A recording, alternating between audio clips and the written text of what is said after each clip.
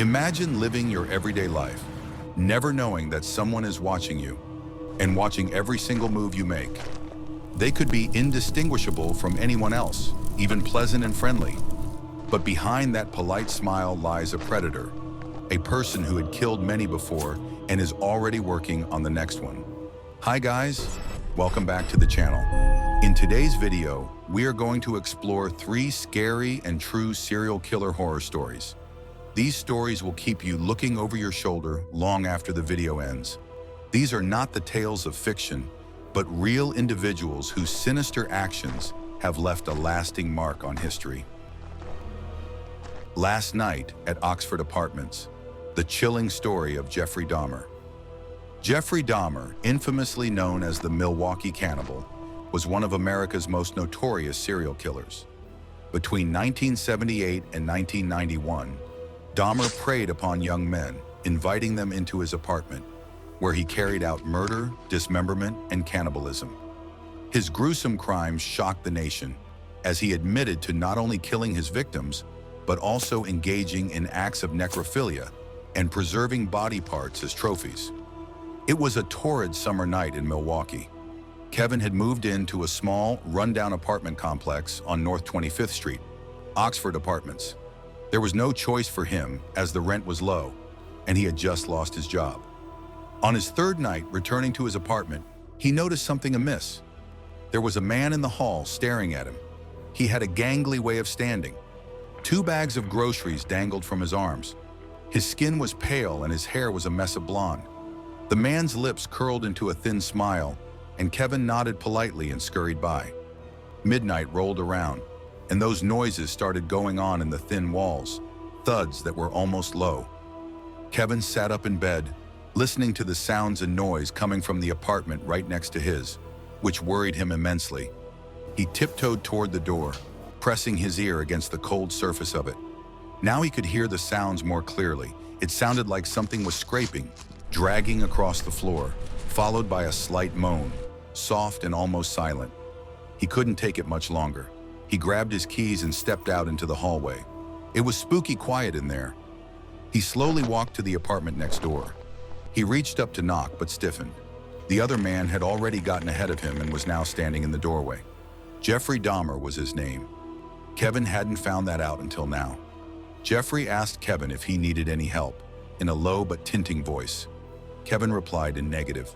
Jeffrey's eyes were locked on Kevin. Then Jeffrey's smile widened farther than it had before. He asked Kevin to come in and have a juice or coffee. All of Kevin's instincts screamed for him to refuse, but something about the look in Jeffrey's face made it impossible to say no. He nodded, and Jeffrey pulled the door open wider. It was the smell first, a sweet stench stuck to the back of the throat. Inside was pretty messy and dimly lit. Kevin saw weird stuff when entering. There were huge blue barrels in the corner. Tools were scattered around, and the unmistakable smell of bleach was evident. Jeffrey gave him a glass of something, which Kevin took with shaking hands. The glass rattled as he raised it to his lips. Kevin's breath snagged in his throat. He looked at Jeffrey, who was staring at him, regarding him as if he were a potential prey. The room seemed to be closing in on him. Kevin's mind has been racing. Kevin knew he had to get out of there, but his body seemed to have other ideas. The drink was doing something to him. Kevin tried to get to his feet, but the world tilted. Jeffrey was still smiling. His eyes glinted in the low light. As Kevin fell to the floor, darkness spreading in from the edges of his vision, he heard Jeffrey's soft voice above him. "Don't worry, you won't feel a thing," Jeffrey whispered. The last thing Kevin saw was the glint of a knife in Jeffrey's hand, and then nothing. Kevin would never leave Oxford Apartments. Like the others, his fate was sealed the moment he walked through the door of Jeffrey Dahmer. And in the quiet, decaying walls of the complex, his screams would be just another noise lost to the night. 2. The Otero Family, first victims of the BTK Killer. January 15, 1974, dawned like any other cold January morning for the Otero family in their house in Wichita, Kansas. Joseph Otero, a 38-year-old father, was getting ready for work when his wife, Julie, 33 years old, started her daily chores around the house. Their children, Josephine, 11 years old, and Joseph Jr., 9 years old, were preparing to go to school. It was a routine morning start, one that nobody could possibly have predicted would lead to horrors beyond anyone's imagination. Dennis Rader, the infamous BTK bind, torture, kill killer, had stalked the family for weeks. For Rader, this wasn't a random attack. It was a very well-planned execution. He had chosen the Otero family for his first murder. That morning, Rader entered their house. He surprised Joseph and Julie in the living room with a gun, forcing them into submission. Rader was calm. He told them he was an escaped culprit who needed food, money, and a car. The Oteros, frightened but hopeful, provided whatever Rader said. Perhaps they thought what they were witnessing was something quite ordinary, a robbery gone wrong. Rader tied up each one of the family members, tied their hands and feet brutally. Joseph Sr. felt something was not normal about this robbery. He fought for his family, but Rader was too strong.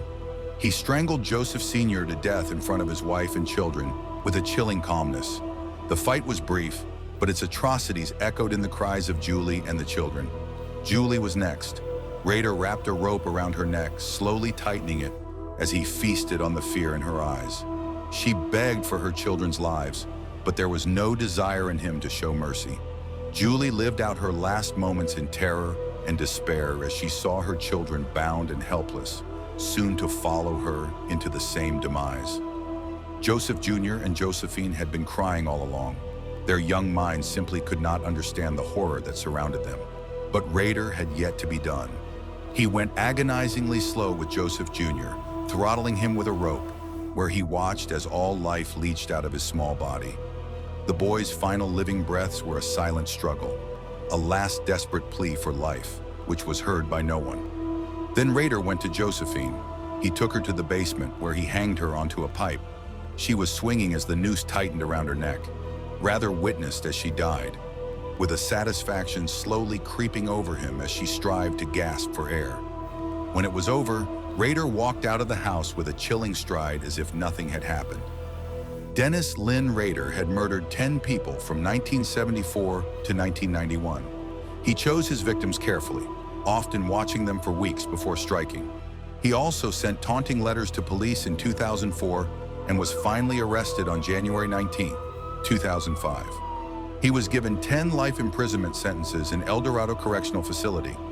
The scars BTK Killer left behind, especially on the families he destroyed, are eternal.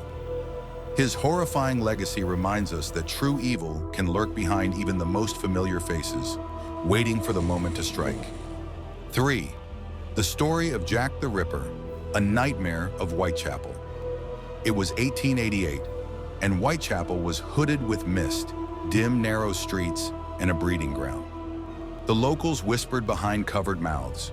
Women clung to groups, afraid to walk the streets. An unknown phantom, leaving no signs behind, only blood and terror. They called him Jack the Ripper. Mary Ann Nichols was the first victim. She was found dead early in the morning of August 31st in Bucks Row. Her throat had been viciously slit and her abdomen mutilated.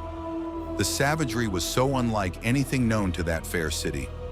The rumors flew like wild stories. This was no work of an ordinary murderer. 6 days later, on September 8th, was the case of another victim, Annie Chapman.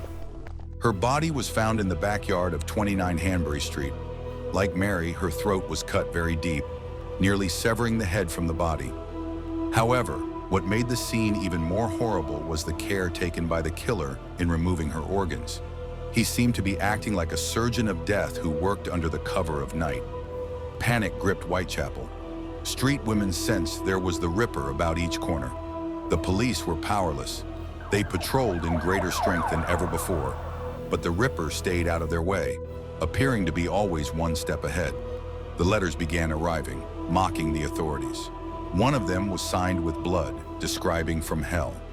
The third victim was Elizabeth Stride, found on the 30th of September. She had no time to scream. A swift, brutal cut had slit her throat. The other victim was Catherine Eddowes, who felt the full poison of Jack's imagination. For she was found just hours later in Mitre Square, and her mutilation was of a more ghastly kind than any before. Her face had been divided by one deep-cut stab, her organs taken out and laid beside her in a grim parody of horror. He had grown bolder and ferocious, as if each of his kills fed his very bottomless hunger for suffering. The streets haunted now were not by the Ripper, but by the fear he instilled in the people. Mothers clutched their children to them and whispered prayers that the Ripper's knife would never find them. The last known victim was Mary Jane Kelly, seen on November 9th. The scene was beyond description. Even the toughest detectives could not bear the sight. Her face was unrecognizable, butchered, and blood painted the walls of her small room. Pieces of her littered the floor. The Ripper had let out his full fury, then, as rapidly as he came, was gone. Weeks became months, months years, and yet the killer remained uncaught. Murders by Jack the Ripper became legend. The grisly tale whispered from one generation to the next. Some said that he had been dead, others said that he had escaped. Even to date, the streets of Whitechapel scream with echoes of the terror of that fear. A spirit of Jack the Ripper haunting cobblestones forever. Thanks for watching. If you liked this video, please like, share, and subscribe to our channel for more creepy stories. Which of these stories gave you a chilling experience? Let us know. Until next time, stay curious, stay safe, and remember, sometimes the scariest stories are the ones that are real.